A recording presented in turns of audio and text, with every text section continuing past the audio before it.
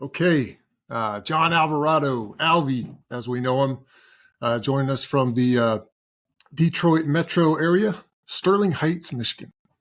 Alvy's currently in the auto industry as an engineer specifications analyst for GM. Started there in the summer of 2014, right around the time you became a dad, I think. Born in Macomb. Yeah, awesome. Second time. So you had some experience already going into that. Born in Macomb, Mississippi, had some time in Tucson, Arizona, then on to Baton Rouge, Louisiana. High schools, Catholic high school there, Baton Rouge. Professional journey started as a shipping supervisor for C&S Wholesale Grocers in New York. Then, got into the automotive industry and kind of the rest is history. Hobbies, this is cool. I like seeing this, was a drummer in a cover band. Right? So what's your band's name? Only Whenever. Whenever. We actually formed a couple coworkers who just, found out that they play guitar and I was playing the drums, and started out a good friend of mine, Doug, and I just playing together. And then we brought on Matt, lead guitarist and singer. And then we brought on Bob, our bass player. And we've been playing together for a couple of years, done a couple of just local fun gigs, but we're looking for more opportunities to get out and play. It's fun. What kind of music y'all play? It's I think the best way or the best genre to fit us in is kind of 90s alternative rock. But we have a song. We have a song in our library that kind of goes. We have one from every decade going back to the 50s. So we're kind of all over the place. A spread, but the core is a little bit of that 90s rock. Yeah. Cool. Awesome. Let me see where I left off here. Also, passionate youth sports coach. So your sixth grader, JJ, John Jr., right? Yes, sir. Pop Warner and select baseball team. You're the head coach for both those teams. That's pretty cool. Yeah. We I just took over. I've been an assistant coach on this baseball team for the last 3 or 4 years, and then our head coach, he and his wife are trying to start a family, so being a full-time youth travel coach is difficult. So I decided to take over that. And then JJ, this is his second year at St. Lawrence Catholic School, and this is his first year playing tackle. And I just emailed the football program coordinator, said, hey, got a little bit of experience with the game. I'd love to throw my hat in there, be an assistant coach, and like a few months before the season started, he sends me an email like, hey, we're going to have actually 2 JV teams this year. That's the 5th and 6th grade. So would you like to head coach one of them? And I was like, why not? Let's just do it. Yeah, let's go. That's the age right before they hit like the school system, right? No. I mean, we're in the school system. We're in the school system. Yeah. Okay. We're playing CYO football, Catholic Youth Organization football.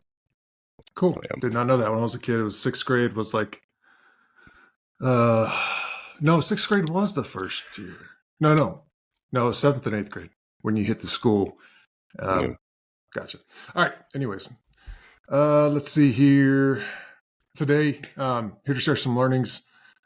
Big message of embracing love and support, especially from the Navy Football Brotherhood, main audience for this, right? He believes in the healing power of the brotherhood. Thankful for the heavy support of your wife, Sarah.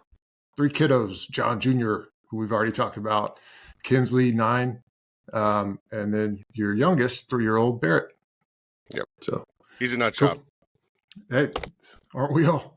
Dude, he is the stereotypical boy. He is a leap without looking type of. He'll push the ottoman to the middle of the living room and just get on top and just jump right off and land on whatever he can.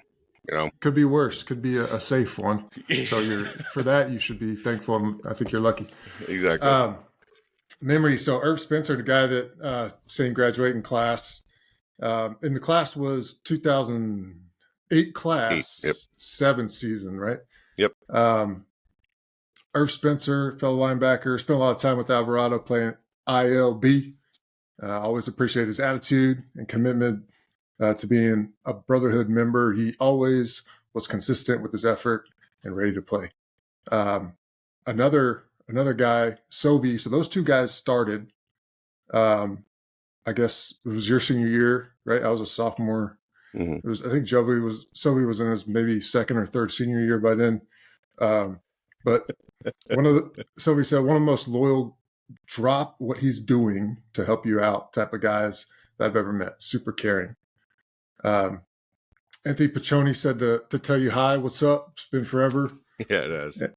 And I got a couple. So for me, Alvy was a bit of a goofball, kind of like the Jordan Stevens of humor, in the locker room. But you always found a way to keep the mood light, even if the overall morale had not been at its best. Solid upper class leader for us young bucks back in the day, and I wanted to thank you for that. And lastly, there's this photo of a famous celebration that may have been a little short-lived. You're going to have to tell me, but let me see if I can share my screen here. I'll cut out the silence time. Yeah. Screen. Higher screen. Boom. Share. Remember that one?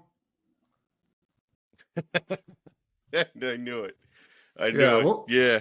And I'm trying to remember when that was, what that was. Was that an Army-Navy game? Yeah, that was Army-Navy game. That was, I believe that was after, it was either after the Reggie's kickoff return for a touchdown, or it was after the Mike Vitti forced fumble when he was diving to the end zone. We stuck him, and I got the ball loose, and Ross recovered it.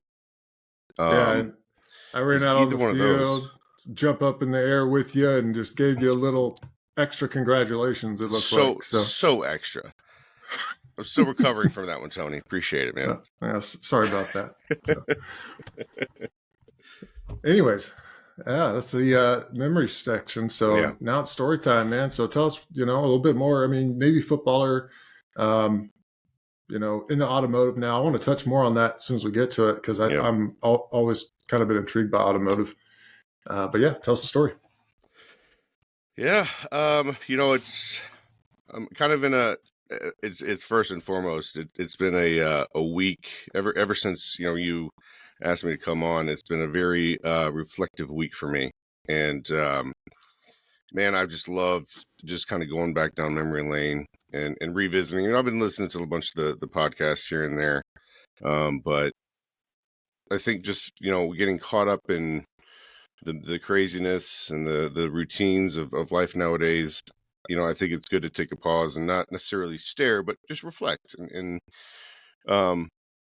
nothing but just gratitude for the journey. It's been just so many incredible people along the way that have helped form me and shape me. And I, when you think about the Irv Spencers and the Piccionis and Sovies, and I mean, those are the types of men that, I want to make proud. And you as well. It doesn't matter if you're an underclassman or you came, before me or behind me, man, I want to make you proud. And I fall short. Everybody does. Falling short. We all do. And I've fallen short more times over, right? Than well, I'd say more times over than anybody else, but who knows? I just, just in a very great spot right now in terms, just the love that, and reverence I look at the journey through the brotherhood with. Yesterday yesterday was our last game for our football team. We ended the season 3-4. We won our first 3 games. It was a tale of 2 seasons. Kind of ended on a 4-game losing streak, and it was difficult. But man, God, I love coaching those kids. It's so awesome to get out there and just motivate them and figure out what makes them work. Have fun, just sharing my passion for the game with them. Getting better. Where finding those little things. Winning's fun. Yeah, I love winning. I also love the little things like, hey, our third baseman, we can't really make that throw to first base. You work with him, and all of a sudden you see he makes it, and you see that look. He's like, oh, I got this. You get that confidence in them. I love that. I mean, I love that feeling. I love leading Awesome. these young men. But yeah, it's been an emotional week, in a good way. Yesterday was Good. tough. Yesterday was tough to end this season. It's Gotcha. it's sad.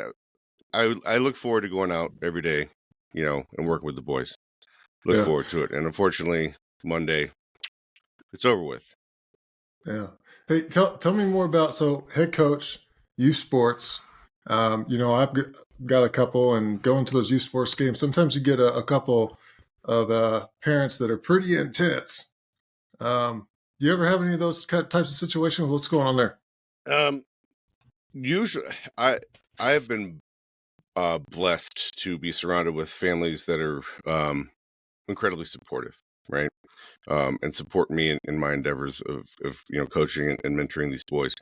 I have encountered parents that are loud, boisterous, grown adults screaming at a 20-year-old umpire. You see it a lot. Yeah. And I think that there's this weird, it has everything to do, I feel like, with ego, right? When JJ's out there, whether it's on a baseball field or a football field, and he scores a touchdown or, loses a fumble, makes a tackle, misses a tackle, right? Hits a home run, strikes out. Those are his, right? Those successes and those failures are his and his alone. They are no reflection on me as a parent. They are no reflection on me as no reflection on me as a man at all. How he handles those successes, how he handles those failures, how he treats his teammates, how he treats his coaches, how he treats the opponent, 100% that's on me. Absolutely, that's on me. But, him striking out and it's a questionable call from the home plate umpire, it's on him. It's not on me. It's not a reflection on me. And I think that there's this ego associated with youth sports now with parents where, oh, well, we pay all this money. We have to get all these returns. Little Johnny's got to hit all the homers. And if he strikes out, no. That makes me look bad. No. What makes you look bad is you screaming at a 20-year-old umpire. That's what makes you look bad. What makes you look bad is screaming at your kid, right? Because he struck out in a game that he's 11. He's 10. He's 11. Relax. Right? It's just weird manipulation of ego that, like, and I'll say this, Tony, I felt it. The first year, JJ started playing travel baseball when he was, I think, 6. He got into an 8U team. And, whenever he's doing well and hitting, he's a young guy and he's very young and he's having some success, and all the other parents are like, oh, JJ's doing such a great job, blah, blah, blah. He's really good at throwing the ball, so on and so forth. And that made me feel good. It did, right? Yeah, for sure. 100% it did. But if you don't keep that in check, I think it just sort of escalates as you get older. It's like, yeah, that's that home run that he hit. That's on me. That game winning, that save he made, that's mine. That's not mine. It's all his. All that is his. Gotcha. It's like that. I won't say ugly baby syndrome, but like it's your baby. Yeah. Same thing with all those parents. Yeah. So yeah, and like, again, luckily, we have we have families that are just absolutely awesome. That we've intentionally surrounded ourselves and with really good people that understand that, but there are just some that don't. And unfortunately, it's those the handful that don't, that kind of ruin it for a lot of kids. And you end up with a 12 or 13-year-old young man who's on his way to becoming a man, and he's spent. He has zero desire, zero passion for a game anymore, for a sport anymore. I heard this a while back. I can't remember the name of the gentleman who said it. He said the best thing that you can tell your son or daughter after a game, regardless of the outcome, is, man, I love watching you play. And I took that to heart. And instead of, after a baseball game or a football game, riding in the car with JJ, Instead of breaking down the whole game and saying, hey, you did this wrong, you did that wrong, blah, blah, blah, you did that right. It's, son, I love watching you play the game. And it's true. And I think that we've sort of lost sight a little bit of that, especially with travel baseball. I mean, it's intense, man. It's a little. I bet. Yeah, I remember I got into the select league once, and I started playing, and I started, noticing these clicks. The team was already established. Kind of got recruited to it. Yeah. And about halfway through the season, I was like, yeah, I don't know if this is right, but kind of raising that. Well, you can't quit. You started it. You got to finish the season. So I ended up finishing it out. But yeah, good lesson. Yeah, so. You see all different types. And travel baseball is, I mean, I could go on for a while about this stuff. I think that there's something at the heart of it that we're that seems a little bit skewed and a little bit off. I mean, where else in let's just what other level of baseball could you potentially play 6 games in 2 days? There is none. I mean, college, high school, MLB, no. And I get it, they're young, they're resilient, and it's only 5 innings, 6 inning games, but it's a lot. It's a lot. Yeah. And so we're very conscious to make sure that we, at least on my end, for my team, kind of going back to creating a mission statement, and it's not necessarily about, hey, we're a travel only, we're a tournament only team, so we're not necessarily in like a local league. So we'll be playing about 11 to 12 tournaments over the course of our season. And I'm not about, of course we're going to be doing some goal setting, but I'm not going to sit here and say we have to win every single tournament. Yeah. Right. I'm not chasing plastic. I'm not chasing a plastic trophy. Right. Our goal is to develop morally sound, mentally tough, and physically skilled young baseball players. Right. That's our mission statement, and everything that we do is going to lean back into that. Now, don't get me wrong. I'm competitive. I want to win. Right. We all do. I'm going to set our roster in a way to win, make bracket play every weekend. But my ego is not tied up in some stupid plastic trophy. It's not. Yeah, ego is one of the toughest ones to let go of and get over, and you constantly gotta work on it, I think. Oh yeah, no, absolutely. At least for me. Dude, Tony, I'm right there with you. When we get into been on those teams, or towards the end of the season, I kind of took over head coaching the baseball team, and it was just like, you know what, I could pitch. JJ's already pitched. He's pitched a lot, but he could probably pitch some more. He could get in the championship game.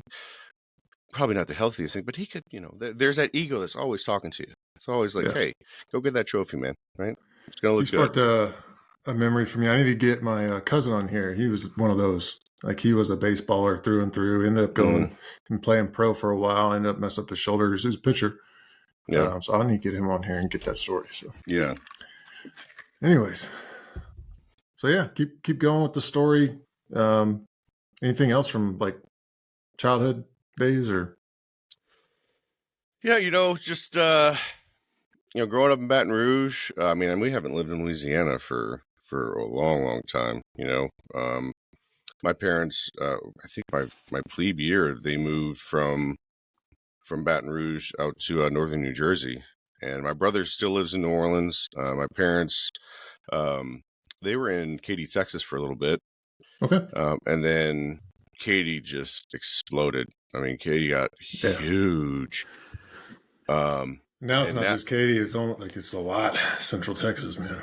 Yeah, and they just kind of, they're both retired now, and they moved out to Alpine, Texas, west side of the state, and they're just loving it. Just loving the simple life.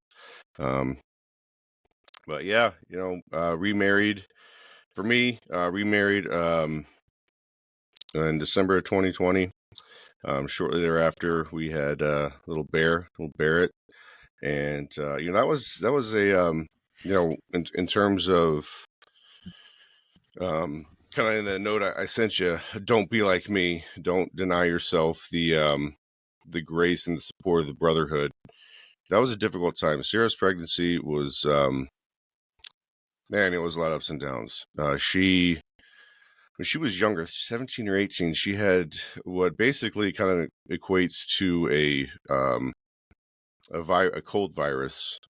Essentially fried the electrical system in her heart, Mm. and she at one point in the hospital, she actually coded for a little. They had to bring her back, and she has a pacemaker now.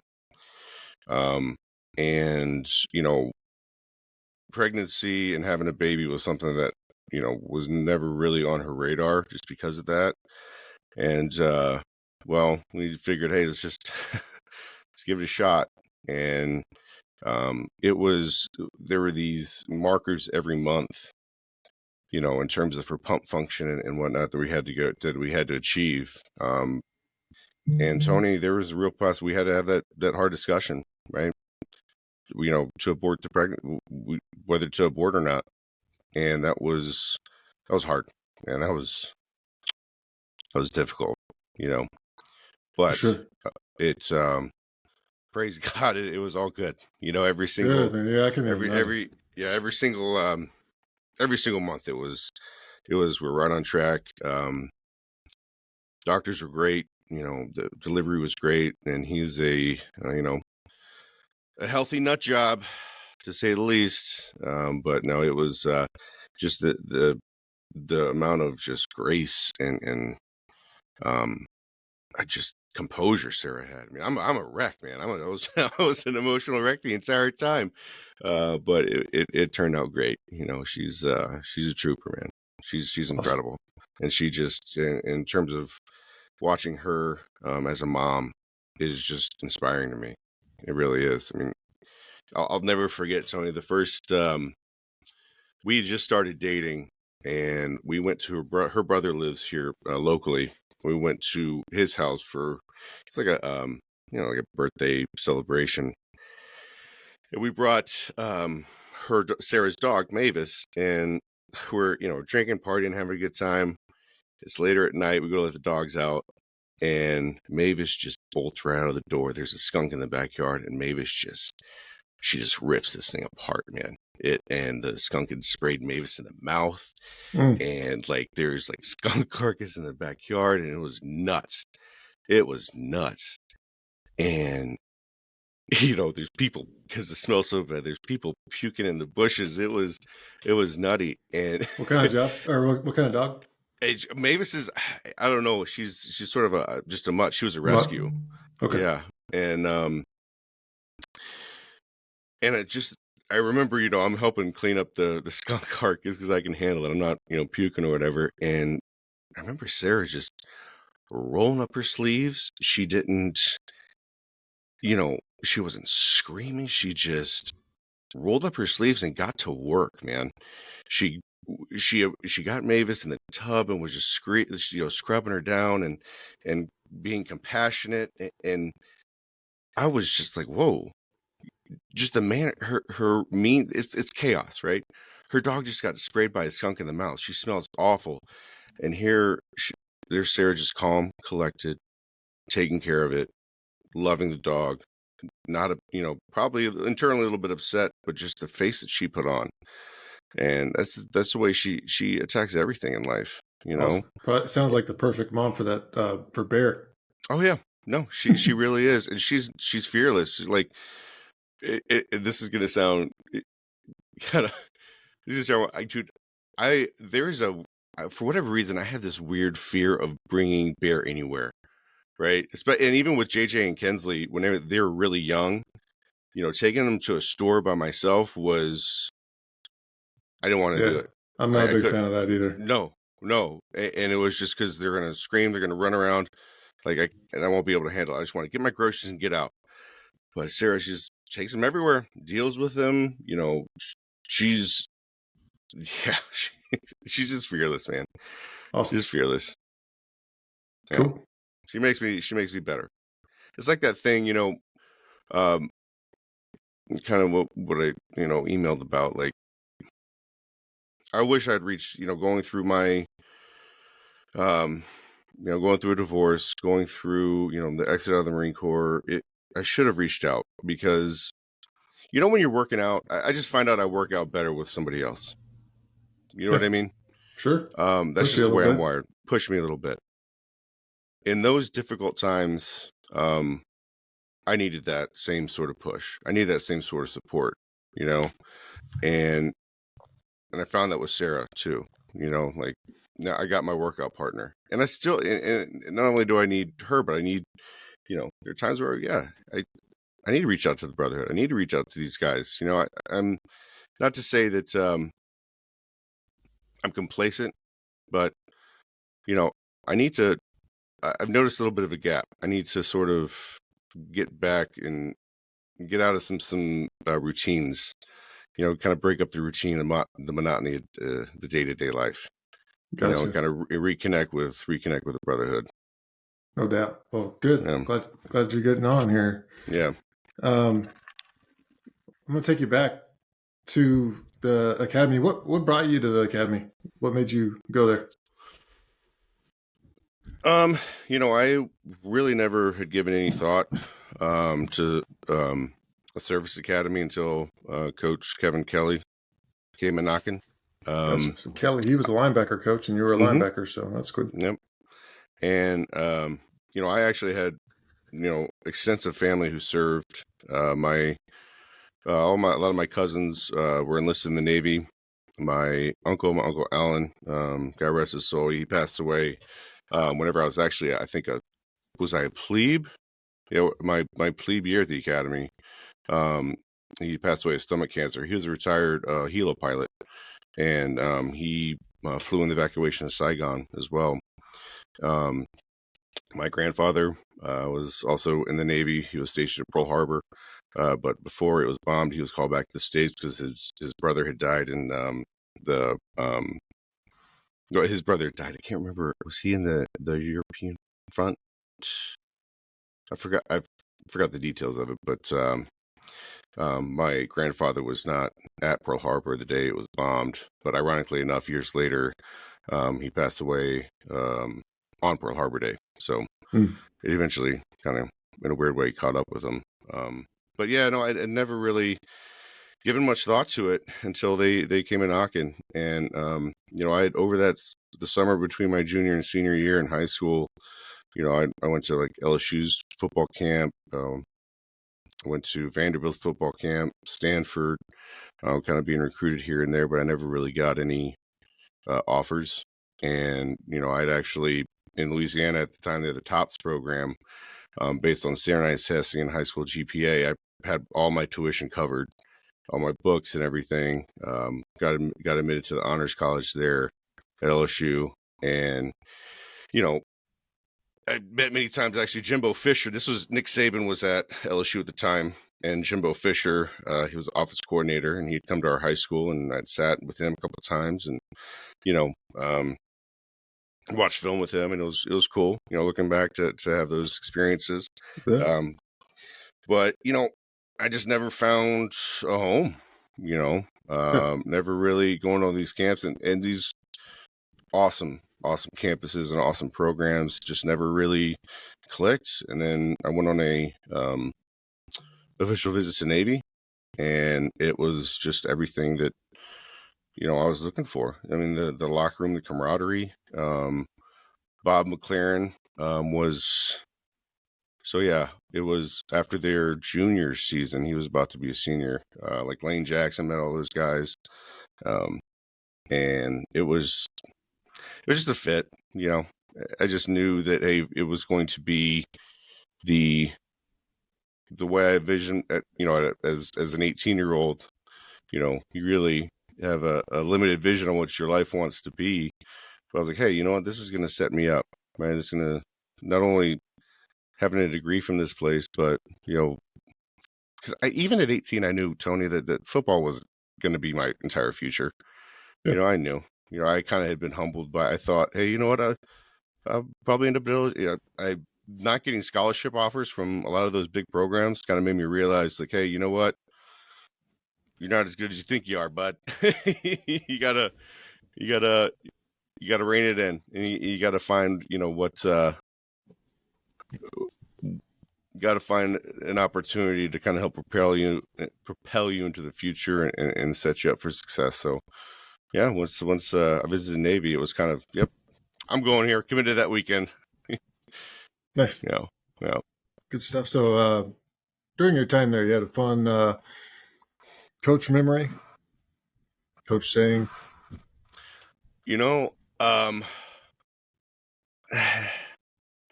Probably a lot of not safe for work stuff. I do, for whatever reason, I was thinking about this. Coach O'Rourke, the way he would say you and Ross, like your name, it was always it would always ring in my ears. Tony. And it's just like, I don't know, it just made me chuckle every single time. Every single time whatever he would get after you guys. And Yeah, he had I probably almost gave him a heart attack a few times. Yeah. No, I did too, man. And he would, whenever he would, Coach O'Rourke would do that. He had that little Yep. Every time, man. Yeah, no, some of the coaches' stories are probably not, probably shouldn't say, because man, there's the stuff I heard Coach Paul Johnson say, man, it's like, whoa. Yeah, I didn't know humans could curse like that. But he was, I love playing for, man. You know what was interesting? I was having this discussion with some of my my coaches, the football coaches that we from JJ's football team. Like, I was one of the lucky ones. I had the same head football coach for almost my entire for my college career. Every game except for one. That doesn't happen. When you look across the majority of D1 football players, that doesn't happen. yeah. Alabama's, yeah. But, Michigan's, Jim Harbaugh's, yeah. But really think about it, like, that doesn't happen nowadays, man. Yeah, it's a cutthroat profession. Yeah, it is. And that's a big word right there, is profession. And I think that's the sad thing happening with college sports nowadays. It's turning professional. No doubt. Lots of money there. Right? Yep. Gotcha. So tell us more about transition. So when you transitioned to your first job, like, how'd that go for you? For me, it actually went pretty well. The first job I had at CNS, the general manager of the warehouse was Dave Petco, and he was a former Navy footballer, and he was a teammate of Coach Speed, and he actually reached out to Coach Speed about me. And it was after I transitioned out of the Marine Corps. I was in a tough spot, living in my parents' basement at the time, and to get that job and to get that opportunity was huge. And running it, being a shipping supervisor on that warehouse floor, it honestly did. It felt a lot like just being a Marine platoon commander. Right? It really was kind of boots on the ground, where I actually got to put into practice all the leadership training that I had, and I was excelling there. Loved it. And then after about a year and a half, 2 years, I got promoted to a receiving shift, a shift manager. It was a lot of the same thing, It was a pretty easy transition at that point, right? The more difficult transition I found. So I'll take you back a little bit. Working at CNS for a few years, we're living in New York, New Jersey area, and JJ had been born. And shortly after JJ's mom was going back to work, we went to sign JJ up for daycare. And they look at us and they're like, "Well, who are your emergency contacts?" We're like, "Oh." I mean, we had friends that we worked with, but we really didn't have any family in the area. So, because at the time my parents had moved to back to Katy, Texas, and so it was like, we're out here on our own. We may need a little bit of help. So we decided to move back here to Michigan, where Jess is from. She got a lot of extended family here, and went to work at Ford at their F-150 plant down in Dearborn as a production line supervisor. and Yeah. we got pregnant with Kinsley, and I did a year there. The first 6 months I was working on sea crew, which was Friday, Saturday day shift, and then Sunday, Monday night shift. It was difficult, right? Yeah. But again, it was just Ford's big here, yeah. in the Louisville area. Oh yeah. Tell us more about that experience, because I know just like college football head coaches, pretty cutthroat on the floor at Ford. Yeah, it was intense, man. I mean, you got to think the F-150 is Ford's, moneymaker. It's a big deal. That line's going down. You better get that line back up. You keep the line going. And it was always actually the most difficult part was getting the shift started, as people are walking in, making sure that, we got enough people to man all the stations to get the line going. But it was, in dealing with the UAW, I actually had no issue, dealing with the UAW. We had good working relationship. It was just the management side of it. It was kind of old school. It was old school leadership, just a lot of huffing and puffing and screaming. And I don't want to say intimidation. That's the wrong word, but it was just a lot of, it just wasn't a healthy environment. I don't know. It just wasn't healthy for me at the time. Yeah. Had I been, a single guy coming out of, college, it would have been perfect. But, got a toddler at home, got a wife pregnant, and it just wasn't conducive. The work-life balance was awful. The hours were awful. I was just tired and miserable all the time. And so, yeah, I left Ford and went to GM. And that was kind of a little bit more of a transition, and going from the plant floor, the warehouse floor, to an office job. That was interesting. That was very, very interesting. I mean, Tell me more. First and foremost, you know me, I'm loud, so I had to fix my volume real quick because I could tell I was annoying all the sweet ladies across the aisle from me.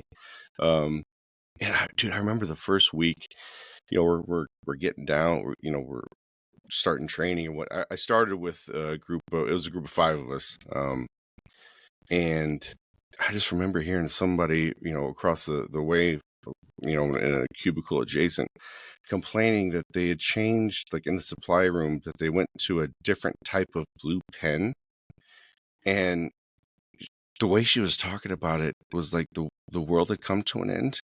Mm-hmm. That they changed the blue pen, Tony.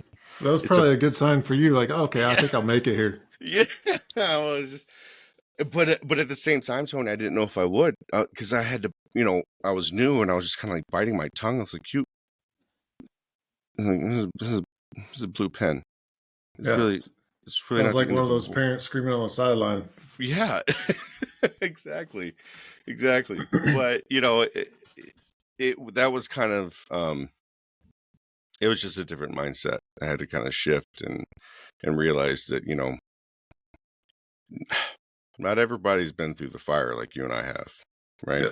That's one of my reminders going into my new job, is to, hey, open it up, man. Like it's less intense.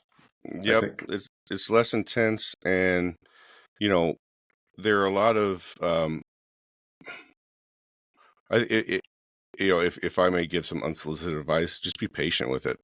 Yeah, because that's what I had to tell myself. It's like, hey, I know, again, like I said, they haven't been through the fire like we have, but and I can't hold that against them. true. Right? I can't, and that's unfair. So just I had to kind of catch myself and just say, hey, be patient, man. It's all right. All right. Don't let the blue pen fiasco bring you down.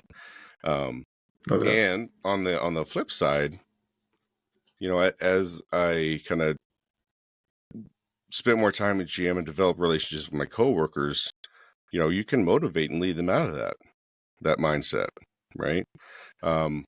Big believer in, hey, the 2 things I can control: my attitude and my effort, man. Those are the 2 things, regardless of circumstance, regardless of, how old am I? 38? I think 38, whatever. 38 years of existence. Those are the 2 things I know for sure. that are under my control, attitude and effort. And that's when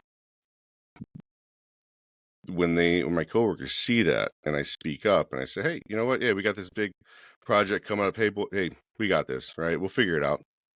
Just that language. And I'm not saying you got to be a cheerleader or anything like that, but just the language of we and the idea, of being not only the idea of being a teammate, but showing up, right? Yeah. Showing up, and that motivates them, right? That'll change the culture real quick, right? No doubt. Good stuff. Yeah. All right. Is there any advice you'd give to someone making that transition based off of your multiple transitions? That, like, for me in the early days, it was drop the acronyms right away. But now I'd say a few different things. But was there anything for you that, if you go back and tell Jon something different, that you would? Yeah, I think kind of what I just said earlier. First and foremost, be patient. Be patient with who you're going to be working with. Understand that they're not Navy football players, right? They're not Marines. They're not you know what I mean? They're people, right? And they're people that have they have a diverse experiences than you, right? They're not, everybody's not cut from the same ilk, right? And be patient with them, be patient with yourself, be open, and sometimes just be quiet and listen. So kind of what's being said around you, what's being told to you, because that'll you don't want to go in too loud. Just listen. Yeah. Listen for a little bit. Yeah, build a baseline. Build a baseline. No, absolutely. Build a baseline and listen to the language. I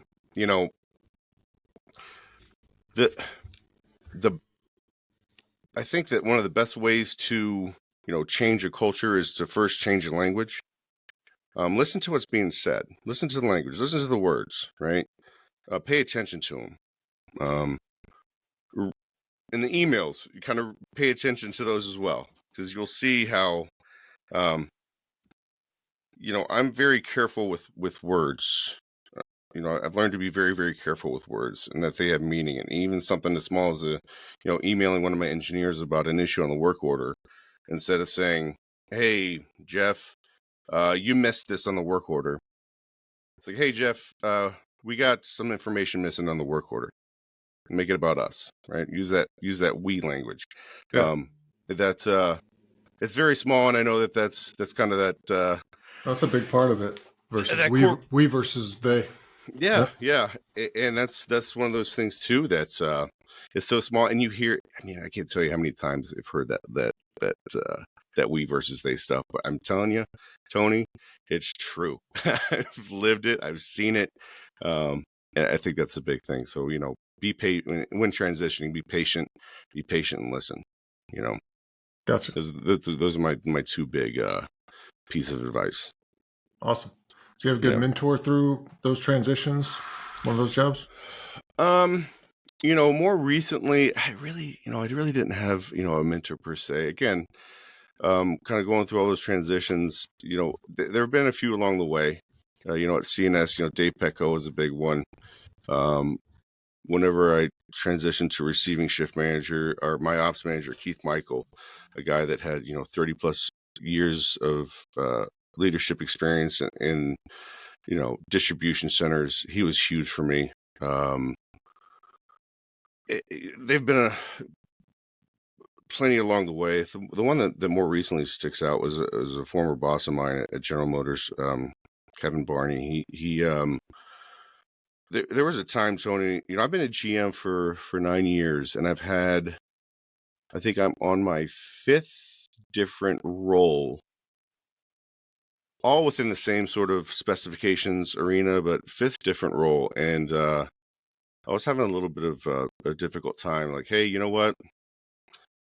We're coming up on a decade at General Motors, and I don't know what I want to do there. You know what I mean? Like, I don't know. Yeah. What's the next where do step? I, Where can I go where I don't know now?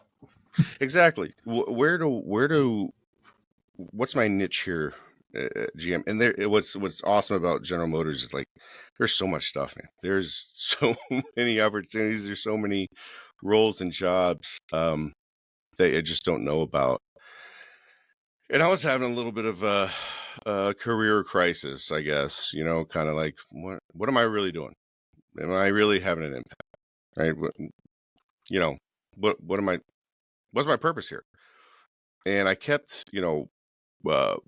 getting kind of transitioning to these jobs more and for me, it would just seem like, oh yeah, that'll be some good experience. That'll be a good notch in the belt. But then I realized I was just doing it, just have a notch in the belt, right? What is that next step building towards? I was just looking at the next step. I wasn't looking 2 steps ahead. And, I'm telling, Kevin all this, and he's like, well, you know what? What gives you energy? What gives you the energy? And, but really kind of woke me up a little bit. And the job I'm in right now as a specific engineering specs analyst, I do get job satisfaction out of a job well done. I do enjoy the people I work with. I do enjoy supporting all the engineers.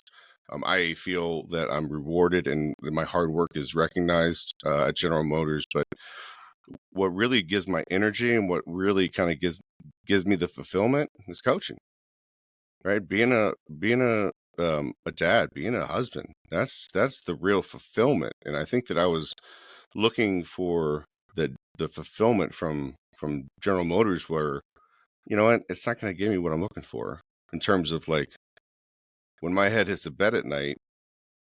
Yeah, mission accomplished. Cool. You had a good day. You won today. And like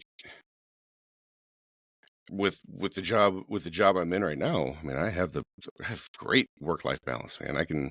I'm able to go, get to practice on time, coach the boys, have a little bit extra time to study some film, and work with the boys and help them and get that fulfillment. So, it's yeah, sorry to go back to your I got off on a tangent there when All you were good. asking about mentors. How did Kevin help you realize that? I guess other than just sitting there, hey, what gives you energy? Yeah, Anything well, else? it was just that idea of what gives you energy, and he also said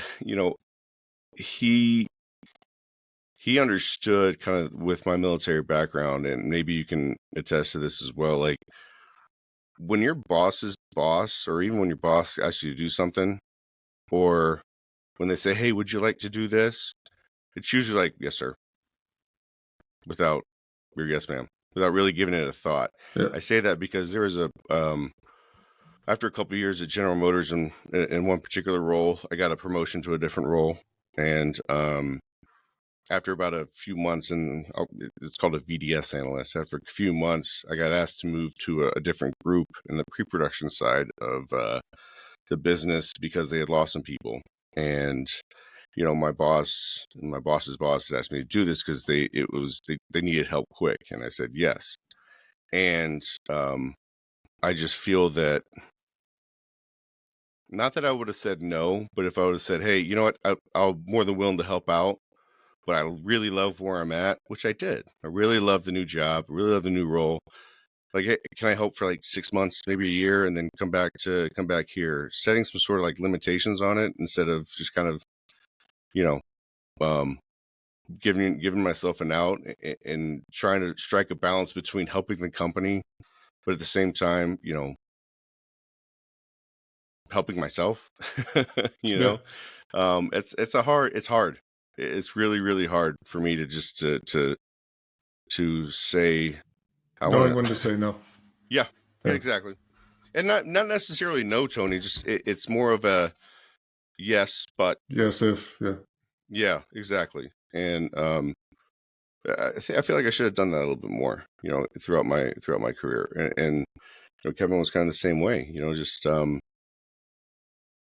it's okay for the yes, but right, Gotcha. 100%.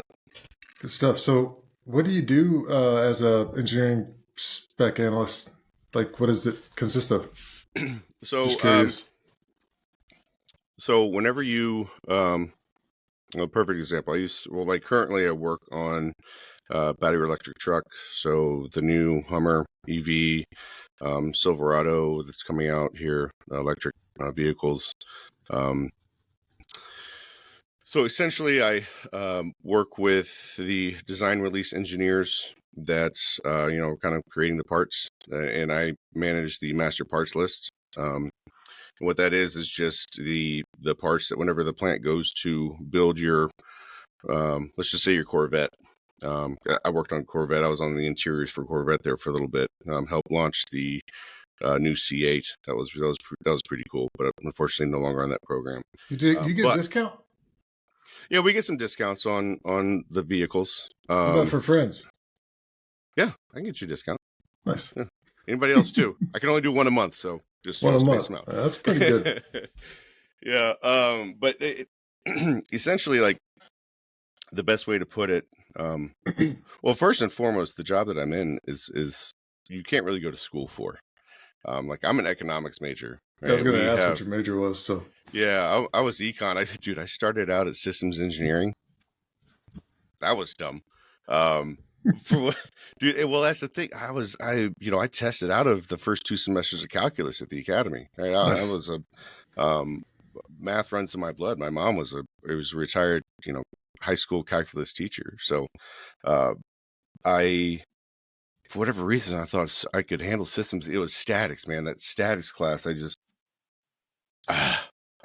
couldn't get it. I tried EI, I tried everything, just couldn't get it. But back to the job. So I'm an economics major. We have marketing majors. We have finance majors. We have health science majors in our group. So it's kind of a very niche position. Like over the last, when GM kind of went through what was it, 2017, 2018, whenever we went through some layoffs, our group wasn't touched. So it's a very purposeful, meaningful job.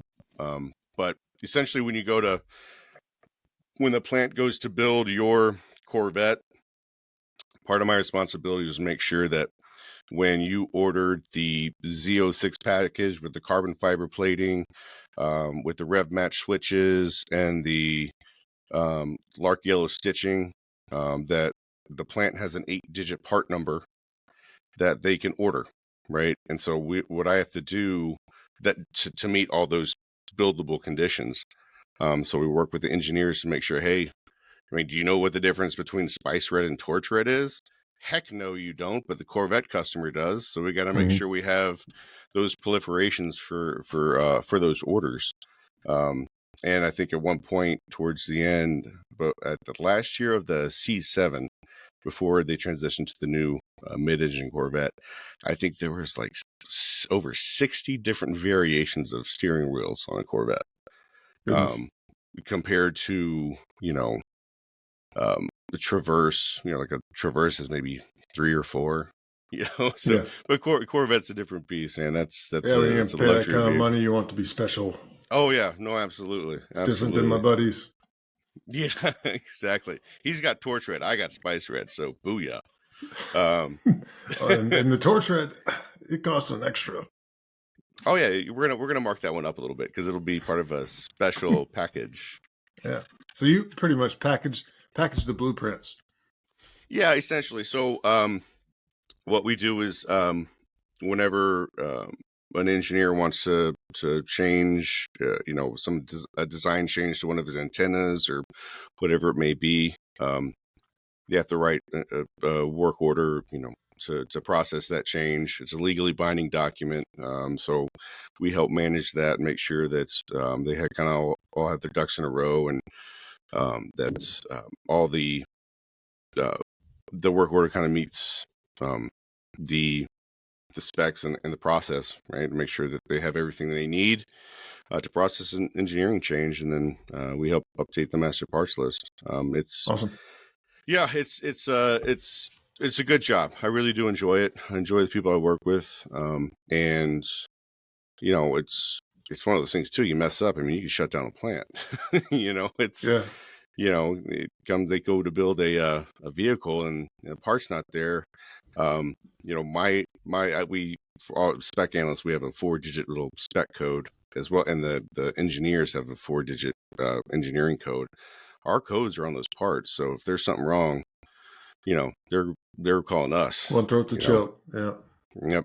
So Gotcha. Sounds pretty complex for sure. it is. It's very complex, and that's one of the nice things about it. That there is the engagement factor. Like I said, I do get job satisfaction out of it. Absolutely. Awesome. And some of it's really some of it's pretty darn hard. Because as you can imagine, there can be a lot of complex changes when it comes down to program content or vehicle content. So Sure. yeah. Well, cool. Is there anything else in your journey you want to throw out there? Oh man, I don't know. There's I think I sent some of those. I've been thinking a lot recently too, in reflecting about my experience at Navy and my experience with the Brotherhood and kind of growing up and being a dad, man. Like, it's the lessons learned going through what we kind of went through. Man, I am just blessed. I am lucky. I think we all are, especially when it comes to parenting, because there's this weird trend I feel happening where, let me ask you this. Do you think parenting is becoming a popularity contest? Oh man, Do I you think get there's that always feel? that kind of stigma out there. Yeah. Yeah. And maybe just because being exposed to more through baseball and head coaching football. Man, it's just it's weird to look at. It's weird to witness. And it just makes me so grateful that, we made the choice we made in attending the Naval Academy and kind of going through that and being, forged in that fire of, hey man, you come in here, like you're walking through this door, check your ego at the door, man. Right? Yeah. Whatever you thought you were, whatever you thought you could be, leave it. Right? Leave it there at the door. Because I have never been more humbled by going through what we did at the Naval Academy. I've never been more molded, by a group of young men and coaches that, and the coaches play a part in this as well, right? How lucky we were to go through that, man. Eat the big frog first type of deal. Yeah. Yeah. Yeah. Like, and I'm forever grateful for that. Because I see I could feel it. There's sometimes a natural gut reaction, right? To situations where, like I talked about with JJ, hearing whenever parents give me praise about him, and that first reaction of your ego is to be like, yeah, it feels good for me. But then it's like, nope. Remember who you are, dude. Mm-hmm. All right, this isn't you. This isn't you. It's him. It's him, right? Just check it, right? Check that feeling. Check it. Yeah, man, it's been a fun week. Sarah's tolerated me, a lot. Kind of going through some old pictures and going through some old, watching, because some of our games I didn't realize it's on YouTube. Like the Army Navy game, 2007 Army Navy games on YouTube. Our bowl game for that year is on YouTube, and just kind of going through and watching some of that stuff has just been, it's been awesome. It's been so cool, just igniting some really awesome feelings. Awesome. Really awesome feelings, man. Good stuff. Yeah. All right. So what's the biggest struggle that you're going through today? Biggest trouble going through today. Trying to get Bear to potty train. Okay. No, I Tony, like I mentioned, I am a center man, and the way that I'm wired, um, it's a battle that I have to face a lot in terms of like self-loathing and self-hate, right? Where it's humbleness to a fault, and it's not anything that I think came about through any sort of trauma or whatever it may be. It's just, through all my failings in life, regardless of how hard anybody else could be on me for screwing up, I can guarantee you I'm going to be 1,000 times harder on myself. Yeah. It's just the way I'm wired, right? Sure. And it's, dude, it's a daily battle, man. It really is. Yeah. And luckily, kind of after, Jess and I divorced back in 2016, and Jess and I we co-parent very well now. It's a good thing. The kids are happy and healthy, and they're thriving, and we have a good relationship. Man, I went through a lot of therapy, and I have a lot of tools in my belt now to kind of combat that. Whenever I have those flare-ups of just like, I'll be driving home from the office, and all of a sudden, I just these floods of like, dude, remember when you screwed up this one time way back when? And I'll just like, dude, it just pops for no reason. Yeah. It wasn't triggered by anything. It's just my head, and I'm like, oh man, luckily I have those tools of, for me, it's legitimately taking a deep breath. Whether it may be praying, putting on a podcast, whether it be putting on a nice, happy, fun song, I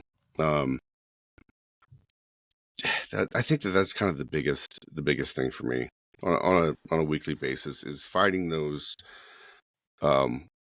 self-loathing, self-hate tendencies, right? Yeah.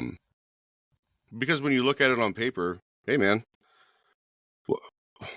we're doing pretty good here. Yeah. We're, happy, healthy kids, great marriage, right? And a job that I gives me the opportunity to seek fulfillment and coaching. Why are you feeling like this? I don't freaking know, Tony, but I still gotta. They still pop up, man. Yeah. It's weird. I've been scanning on my quote notes. Every time I read a book, I try and jot some stuff down that I thought was good. Yeah. And I'm still not done with it. I keep on working through. It's the 12 Rules for Life by Jordan Peterson. And one of his chapters was like, treat yourself like someone you're responsible for helping. And one that stood out to me was when the awakening occurs, when once naive people recognize in themselves the seeds of evil and monstrosity, at least potentially, their fear decreases. They develop more self-respect. They begin to resist oppression. They have the ability to withstand. This is one of the most difficult lessons in life. Yeah. It's a good book. I don't know if you've read it or not, but No. what's the name of the book? 12 Rules for Life by Jordan Peterson. Oh yeah, I like his stuff. Yeah, I'm stuck on chapter 7, I think. So, anyways, I liked it. Yeah, it's that's, I guess, in terms of what what I'm struggling with, what's the hardest thing recently. It's just there's always those little internal struggles. Yeah, recently I have similar ones. I think everyone does. Yeah. So. Yeah. And that's the other part is it's just frustrating. And I get back to myself and I say, hey, yo, dude, you got it great. Okay. Just Yep. relax, right? Stay in the moment, stay in the moment. No doubt. Yeah. Good stuff. Yeah, man. What are you have any future aspirations other than, coaching? Obviously a big love. You like where you're at? Like, is there anything else there? Yeah. Man, I definitely want to play more, get the band going, get some more gigs, man. I need to get back in terms of aspirations, man. I want to get back to Annapolis a little bit more. I just miss that place, miss the people. Go see my sponsor family as well. I miss them. They were incredible. The Kelly family, man. So that's another blessing in disguise. That's I heard sponsor families kind of come up a lot in the podcast, and I can honestly say that my sponsor family was an answer to my parents' prayer. Yeah. They were just the idea of the Kellys. Yeah, Mike and Tina Kelly. They have 5 kids. And Mikey, Alexa, Andy, McKenna, and Amanda. It's been awesome to watch them grow up, man. They are turning into such great young adults, and yeah, I would have been able to make it without them. And that idea of sort of unconditional love, they had zero reason. They got nothing out of it. Literally, like nothing. They poured love, and they poured money too, right? They helped me out. They gave me rides and all that good stuff, fed me. And man, what an incredible experience to have. I should say, what an incredible example for me to have as well. Yeah. And they just, man, they love me for the sake of, hey, you know what? We're opening our home to you. And yeah, but it was. Yeah, I need to get back to go see them more. But in terms of aspirations, just continue, continue getting better, right, Tony? Okay. I mean, there's a not to say that I've felt complacent recently, but I feel like there's a lot more. I can explain it best this way. Going back to that theme of, hey, working out, you work out harder when you're working out with a buddy, right? Whenever I've been listening to the podcast, right, Price of Mission, those weeks, I feel my game is elevated. I feel that my focus is more intentional. You know what I mean? I feel that hey, I'm working out with my buddies here.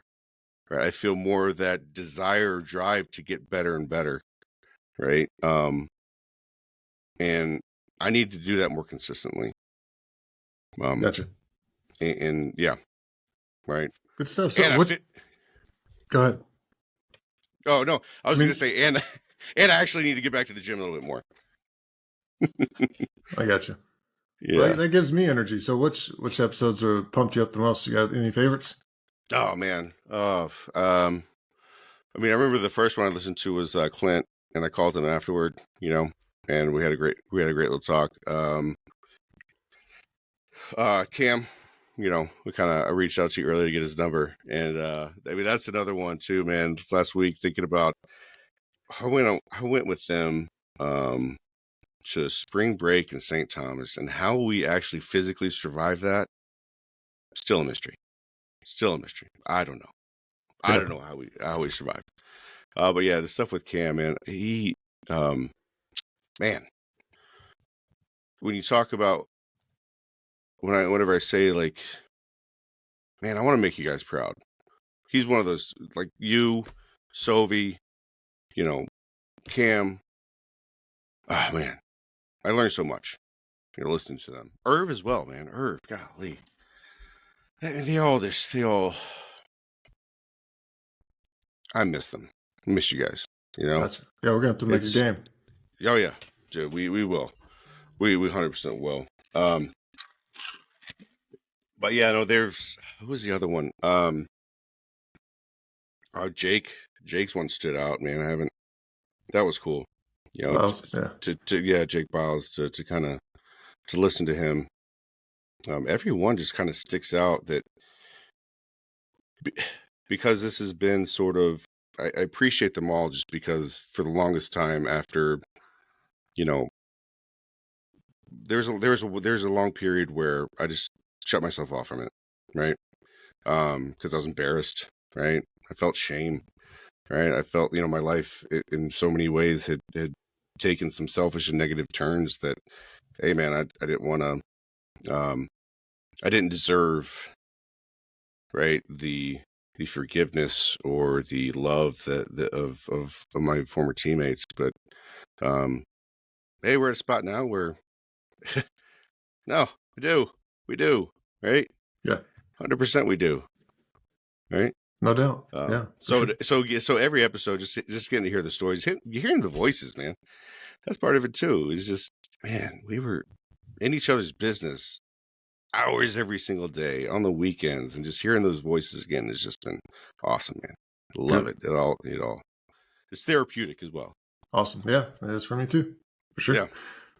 All right, man. Last question. What's your price of admission? Price of admission. Whenever I've started reflecting, for whatever reason, again, was it Pick who had mentioned the lighthearted guy or keeping it always lighthearted. For whatever reason, you ever seen the movie The Rookie of the Year? Yeah. For sure. When Chet Steadman goes out to the mound and he's telling little Henry Rowan-Gardner, you got to deal from the half too, right? For whatever reason, that stuck with me, and that theme came up this week. Reflecting on the price of admission. Deal from the half too. The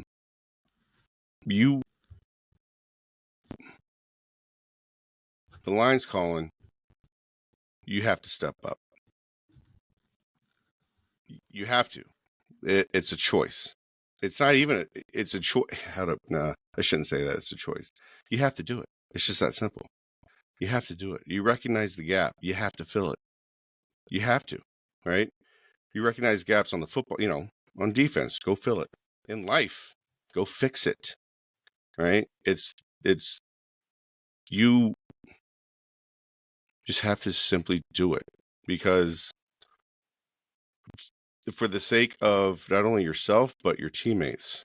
I mean, there are people depending on you. You have to do it. Yeah. Right? The cost is too great for me not to do it, type of deal. Exactly. Yeah. Exactly. And it's more oftentimes than not, it's not going to be what you want to. It's going to be what you have to. And you have to, you just have to, you have to step up. You have to set your ego at the door and you have to go out and you have to get humbled, right? You have to get humbled. Yeah. Big part of it. Yeah. Especially with change. Yeah. And that's, thinking about that, the have to, going back to Sarah, whenever I got asked to be the head football coach of JJ's football team, in the summer, I was asking her about it. I was like, you know what, this is going to be a lot of time. Are you okay with, taking over Bear and Rise, bringing Kinsley to cheer practice, so on and so forth? And her answer was very simple. You have to. And that always stuck with me. It's whenever you're around the good people like that, the Navy Football Brotherhood, hey, you have to. We have to. Get on the line. Another rep, another sprint, whatever it is, you have to. And, there's another part to that I kind of sent you, in a very physical and real sense. The price of admission to me, I think, was physically manifested the night of our senior banquet, or our end of the year banquet, and the hug that Marianna Winchester, Ronnie's mom, gave me that night. Man, I think about that hug a lot, Tony. I do. A lot. Yeah. That was, I felt it. I felt almost at a spiritual and emotional level that price of admission. Right? Because her son's gone. Right? Killed in action. Right? Yeah. And, for me, that, God, I mean, I have actually met, thankfully, one of the good things about social media is, I can connect with her, and, she's, I just want to make sure that, and I hope we all make sure that people like her aren't forgotten, and that Ronnie aren't forgotten. And, I want to, every year around, the time of Ronnie's death, I show the kids a little video of, Ronnie and some interviews that she did. And, I always use that kind of guiding principle of, man, I never knew Ronnie. But I came to know him real quick in that hug, right? Yeah. It in a very real moment, I got to know her, got to know him real quick. And, I want to make him proud, in much the same way I want to make you, and Irv and everybody else proud. It's a little bit of that, little bit of that carry the load there. Yep. But it's yep. The beautiful part about carry the load is a group thing. Yeah. Right. So no, absolutely. And it's carry the load because why? Because you have to. Right. The lessons that we learned, I think that they need to be preserved and carried on and instilled in our kids, especially because I think not to say it's our way or the highway, but the way that what we went through instilled in us, I think, the right values, right, and the right frame of mind that our country needs, that our children need. Spread the love. Yep. So awesome. Yeah, we have to, it's time to go, man. It's time to go. We have to get the pack on. And we got to do it. Awesome. We got to do it. Well, cool, man. I appreciate your time today. I know it's a Sunday mid-afternoon, but tell Sarah thank you for your time. Yeah, I think she took the kids. I mean, she was afraid that we're down here in the basement, that Bear would probably end up ruining this somehow or another by jumping down the stairs or something like that. But my kids walk in all the time when I'm recording, so it's all good. Well, it's funny too, because JJ, I told JJ about this. He was like, "You're gonna be on a podcast?" I'm like, yeah, it's okay, man. He doesn't care that I play in a band and we played in public, but once he hears podcast, he's like, "Oh, that's cool." That's what I find is it's an amazing tool. So for whatever, dude, it really JJ is. will grow up and maybe come back and listen to this thing in 10 years or whatever and be like, "Oh, okay, I get what he's saying now." Or 20 years and be like, "Oh, okay, I understand now." Yeah. So and so is JJ. If you're listening 20 years from now, don't be a jerk. All right. Use your manners. Okay. Good stuff. Man. But yeah, it's been fun, Tony, man. Like I said, this is just, my heart is just absolutely full of joy and gratitude for this, man. It's been a great week, and I can't wait to to continue this.